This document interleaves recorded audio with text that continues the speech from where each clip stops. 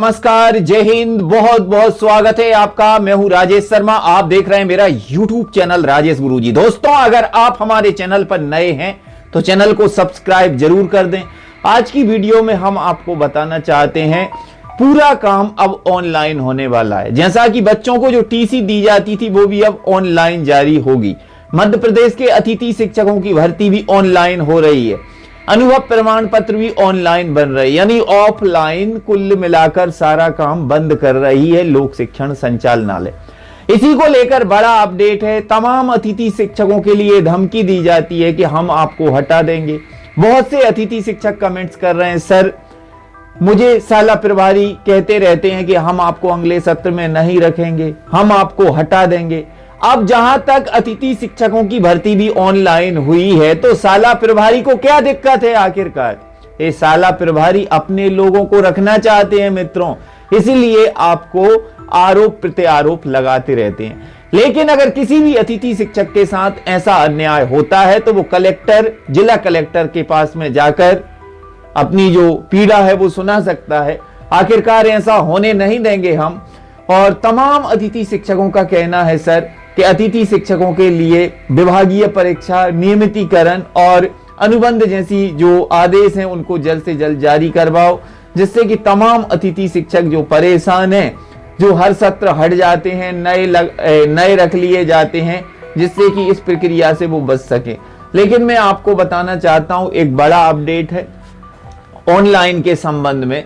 आखिरकार अब की बार जो अतिथि शिक्षकों की भर्ती हो रही है वो ऑनलाइन होगी, लेकिन उसमें कुछ नियमों में परिवर्तन होगा मित्रों। हाँ, नियमों में परिवर्तन होगा। लेकिन मध्य प्रदेश के शिक्षा मंत्री राव उदय प्रताप सिंह जी क्या कह रहे हैं इसको जरूर आप देखिएगा। स्क्रीन पर बता देता हूं आपको। सामान्य प्रशासन विभाग ने जारी किए निर्देश, सरकारी दफ्तरों से डाक व्यवस्था खत्म, ई ऑफिस जाएंगे पत्र। यानी जो डाक जाती थी, मासिक डाक, महीने का प्रपत्र जो जाता था, अब उस प्रक्रिया को खत्म कर रहा है।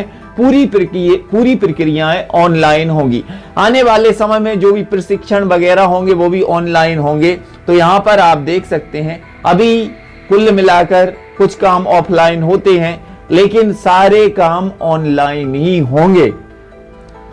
अब सभी विभागों को सरकारी डाक का आदान प्रदान सिर्फ ई ऑफिस या ईमेल से ही होगा। सामान्य प्रशासन विभाग ने सभी विभागों को इसके लिए सख्त निर्देश दिए हैं।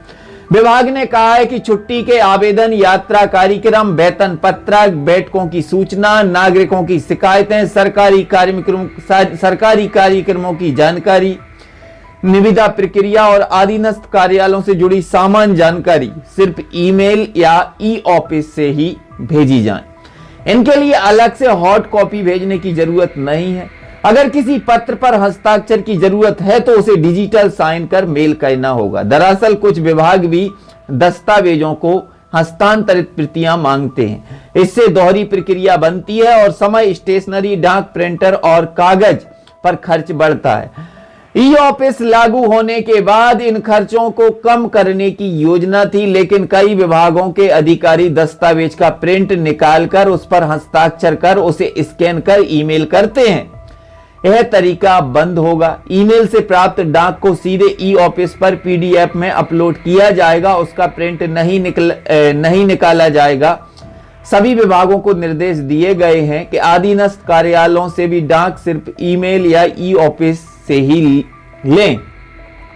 विभागों के बीच पत्राचार भी ई ऑफिस पर ही, भौतिक डाक सिर्फ विशेष स्थिति में भेजी जाए। इनके लिए अभी हस्ताक्षर वाली प्रति जाएगी। अब सिर्फ जरूरी मामले जैसे स्थानांतरण, पदोन्नति, बजट आवंटन और गोपनीय विषयों में ही अपर सचिव स्तर से डिजिटल या भौतिक हस्तांतरित प्रति जारी की जाएगी। बाकी सभी पत्राचार अनुभाग अधिकारी स्तर से ही काम किया जाएगा। तो यहाँ पर जो व्यवस्थाएं हो रही हैं उन पर लगातार परिवर्तन हो रहा है मित्रों। और अतिथि शिक्षकों की भर्ती कब से होगी 2025-26 को लेकर ये तमाम बातें आप लोगों को परेशान कर रही हैं कि सर हम ही रहेंगे या हमारी जगह पे कोई और रहेगा। तो भाइयों आप चिंता ना करें, जो जहां पर काम कर रहा है वो तो रहेगा ही, लेकिन क्या परिवर्तन होगा, क्या अनुबंध होगा, क्या अवकाश मिलेंगे अतिथि शिक्षकों के लिए, क्या बहनों के लिए प्रसूति अवकाश दिए जाएंगे, इनको लेकर अभी विचार चल रहा है। और जैसे ही आदेश जारी होगा, अभी एक मासिक आदेश आया था अतिथि शिक्षक भर्ती का कि हम 20 दिन के लिए अतिथि शिक्षकों की भर्ती कर रहे हैं, यानी अप्रैल महीने के लिए शॉर्ट टर्म के अंतर्गत जो शाला के प्रभारी हैं उनकी ड्यूटी मूल्यांकन में लगाई गई है, तो वहां पर शिक्षा व्यवस्था गड़बड़ा गई है। उस विषय के संबंध में हम नए अतिथि शिक्षकों की भर्ती कर रहे हैं। आदेश 11 पेज का लोक शिक्षण संचालनालय ने जारी कर दिया, लेकिन मित्रों अभी प्रक्रिया चल रही है और सत्र समाप्ति की ओर 4-5 दिन काम कर लेंगे, क्योंकि शॉर्ट टर्म के अंतर्गत बहुत सी दिक्कतें होती हैं। वैकेंसी खाली करवाना, रेफरेंस कोड लाना, रिक्वेस्ट भेजना, ये सारी प्रक्रियाएं लंबी होती हैं। जैसा कि आपने देखा होगा, अगस्त से अतिथि शिक्षकों की भर्ती हो रही है, अगस्त 2024, और अब अप्रैल 2025 आ गया, लेकिन भर्ती पूरी नहीं हो पाई। इसी के संबंध में मध्य प्रदेश के शिक्षा मंत्री जी कह रहे हैं कि अब की बार हम लेट लपेट वाला काम नहीं करने वाले, हम आपको 1 महीने पहले अतिथि शिक्षकों को सूचित कर देंगे, इनवाइट कर देंगे कि आपको कौन से स्कूल में पढ़ाना है। अब देखते हैं मित्रों क्या अपडेट आता है। लेकिन मानदेय को लेकर बहुत से बाबू अतिथि शिक्षकों का मानदेय नहीं डालते। गरीबी अगर बाबुओं के पास होती तो उनको लगता अगर किसी बाबू का 4 या 5 महीने का मानदेय रोक लिया जाए, फिर उससे पूछना कि मानदेय क्या होता है, आर्थिक स्थिति से जो परेशान है उन पर क्या बीतती है। इसलिए जिन अतिथि शिक्षकों का 3-4 महीने से मानदेय नहीं मिला है, कमेंट्स करें और अपने बाबू को लेकर जिला शिक्षा अधिकारी और कलेक्टेड में एक ज्ञापन जरूर दें। बाकी अब ऑनलाइन पद्धति तो हो ही रही है, धीरे धीरे आने वाले समय में सारा काम ऑनलाइन ही हो जाएगा। तो आप सभी कैसे हैं जरूर बताएं। फिर आऊंगा एक और वीडियो लेकर, तब तक लिए जय हिंद, जय भारत, वंदे मातरम।